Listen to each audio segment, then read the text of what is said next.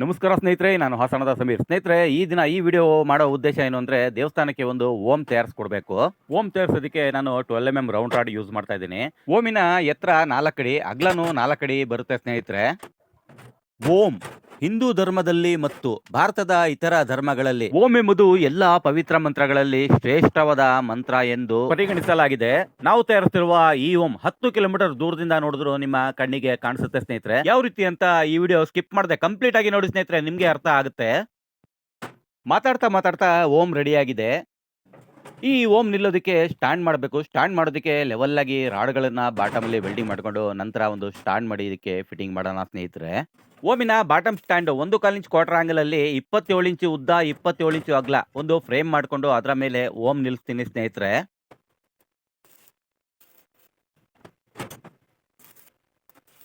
ಅದೇ ಫ್ರೇಮಿನ ಮೇಲೆ ಮೂಲ ಮಟ್ಟಕ್ಕೆ ಸರಿಯಾಗಿ ಓಮ್ ವೆಲ್ಡಿಂಗ್ ಮಾಡ್ತಾ ಇದ್ದೀನಿ.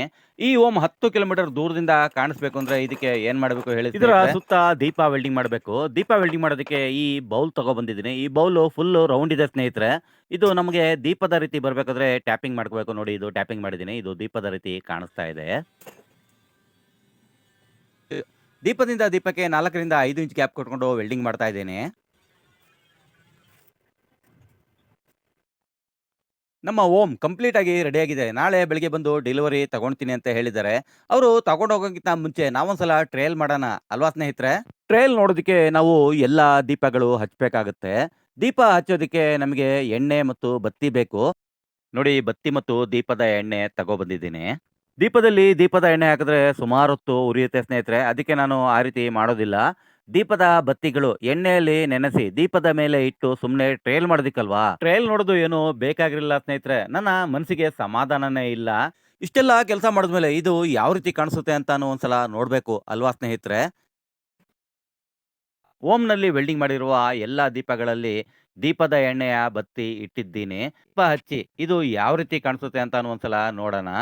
ವಾವ್ ಸ್ನೇಹಿತರೆ, ಸೂಪರ್! ನೋಡಿ ಸ್ನೇಹಿತರೆ, ಎಷ್ಟು ಸುಂದರವಾಗಿ ಕಾಣಿಸ್ತಾ ಇದೆ. ಹೇಗಿತ್ತು ಸ್ನೇಹಿತರೆ ಇವತ್ತಿನ ಈ ನಮ್ಮ ವಿಡಿಯೋ? ಕಮೆಂಟ್ ಮಾಡಿ ತಿಳಿಸಿ. ಇಷ್ಟ ಆದ್ರೆ ಒಂದು ಲೈಕ್ ಮಾಡಿ ಸ್ನೇಹಿತರೆ. ತುಂಬಾನೇ ಇಷ್ಟ ಆದ್ರೆ ನಿಮ್ಮ ಸ್ನೇಹಿತರಿಗೆ ಶೇರ್ ಮಾಡಿ ಸ್ನೇಹಿತರೆ. ಇಷ್ಟೊತ್ತು ನಮ್ಮ ವಿಡಿಯೋ ನೋಡೋದಕ್ಕೆ ಧನ್ಯವಾದಗಳು ಸ್ನೇಹಿತರೆ. ಜೈ ಹಿಂದ್.